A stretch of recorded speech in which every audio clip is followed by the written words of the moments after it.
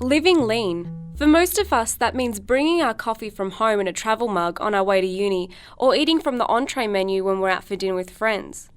But for some people, their struggle is much more severe. Today, there are 1.3 billion people living in extreme poverty in overseas countries, barely able to survive day to day, let alone provide for their families. Live Below the Line is an anti-poverty youth initiative developed by the Oak Tree Foundation.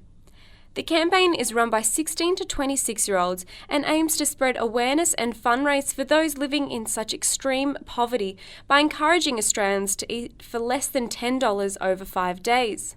Today I spoke with Live Below the Line's campaign director, Daniel Toagely, down at Birramar in Melbourne City Centre, to see what they were doing to help raise funds and awareness for less fortunate communities.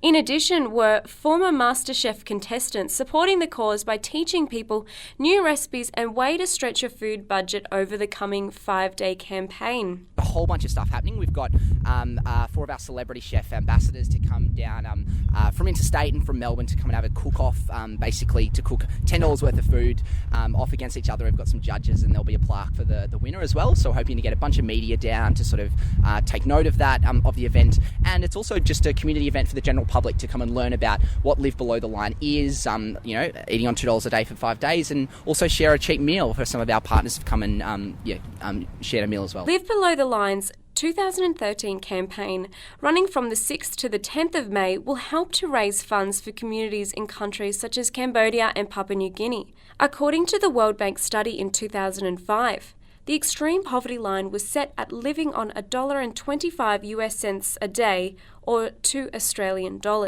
Donations raised from the campaign go toward things such as education and building schools, with a mere $100 covering a student's uniform and learning material costs for 3 years. Daniel, the campaign director, said that this program is important as it allows Australians to get a slight understanding about how these poverty-stricken communities live and hopefully stimulate more awareness and donations. Live Below the Line was born 3 years ago as an opportunity for Australians to sort of get a small insight or a window into the everyday lives of people living in extreme poverty. So thousands of Australians, over 20,000 Australians have done it since 2010, and basically you sign up to feed yourself on $2 a day for 5 days in May, and you can gain a deeper understanding of what it means for the 1.3 billion people who live in extreme poverty.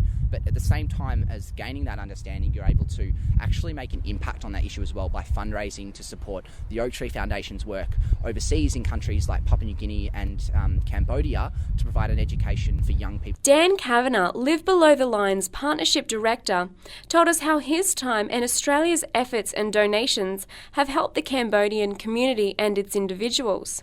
I remember I went over there about 3 years ago, and I also went there a year ago. And I remember the first time I saw this one little girl, she'd just entered the program and so hadn't learned any English. And then I came back, 2, maybe 3 years later, and the fact that she was starting to get phrases and be a bit more conversational was just a great thing to see, that the money that we had raised had gone, and actually I could see the improvement. And I like to think, another 5, maybe 10 years down the track, where is that going to lead? Could she get a job in tourism or hospitality or something in the travel space where there were lots of tourists, and it's just because we've given her the ability to speak English that she'll now be able to get a job at the end of it. Last year, Live Below the Line had the biggest year since starting, raising just under $2 million, with 50,000 donations toward 7,800 participating Australians. Daniel Toagely said he expects great things for 2013, forecasting more donations and participation across the country. We're looking for some pretty big growth this year. We're already hitting record numbers in terms of the number of people signed up to date. We're nearly at 2,500 people registered, whereas this time last year we only had 1,500 or so. So looking for a big year. The inside scoop for me would be, I reckon we'll be well on track to raise close to $2.5 million or $3 million this year and have over 10,000 people take part. I spoke to Anna Lowe's, a 2011 MasterChef contestant, and she told us what Live Below the Line's $10 challenge means to her. Well, as a cook and a foodie, I really don't blink twice at what I spend on food. So this particular event and cooking on $10 a day, it's really going to help me understand what people below the poverty line are living like. Not that we'll ever fully be able to understand or appreciate their living conditions, but at least we can sort of start to walk in their shoes and understand a little bit more, and hopefully inspire some people to when they are cooking in May with some great recipes as well. She also gave us a couple of tips and tricks to mix it up with your food over the 5-day challenge. I think that there's so much great produce out there that we can use. The trick is going to be able to keeping it under $10, but there's so many good things, like you can create bread for just $1. You can create omelettes, but you can also just spruce them up with some chili or some spices as well. So a few of those I think you'll see today. I spoke to a couple people down at the initiative about why they support Live Below the Line and what they hope their efforts will achieve.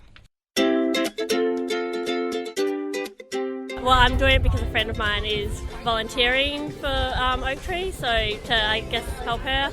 And I'm hoping that it'll raise more community awareness and that they'll be able to, more people will get to know about it, and therefore it'll slowly help these communities become better off, I guess. Yeah, I think the main thing is just spreading awareness through experience.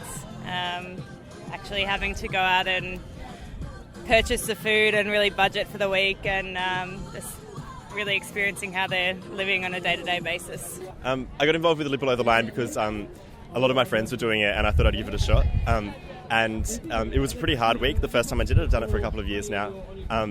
But it's sort of become for me something that I do each year. And the best thing about Live Below the Line for me is when I put the link to my fundraising page on Facebook, seeing everybody get it, like all of my friends and family support it. So I think that the best thing about Live Below the Line for me is seeing the support for something that I'm involved in, something I care about, through all of my friends and family, through them giving donations and jumping on board each year. It's something that is incredibly humbling, but also powerful, because I know that the money they donate through me living on $2 a day will actually have an impact on young people and people living in countries overseas who aren't as privileged as us.